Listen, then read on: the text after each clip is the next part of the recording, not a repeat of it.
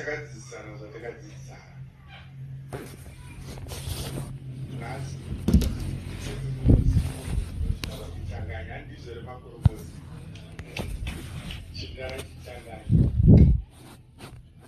asi kusanganisa chigubu chekutanga chechanganya obve takachidzidza panjini ya akachidzidza panjini ndini chete ndaigona kumuti my boy naandakamupa zita rekuti Josiah. A lot of people Joseph Obert Ainge Josiah through me na Petra, the late as well. Guys, without to see this, thank you so much. Mauya Panapa. It's my first time to be here, and I'm happy. He is the man he became. This is our local one. Obert was like Motimo Hombe.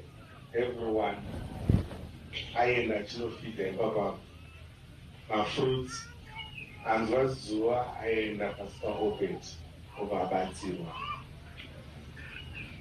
So I don't know who said that, guys, my way of an apple, but it is all when I can't know what I do. Zagadaro. Shokorando kusira emakorokota. Korokota. Vamwe havasikuziva ndikutaura kuti chipati moziva ndikuti chiyani. Shoko randoda kusira emakorokota nderekuti ngatidanane, ngatiteye rudo. Zvataita panapa, because hatikuziva kuti ari kutera ndiani.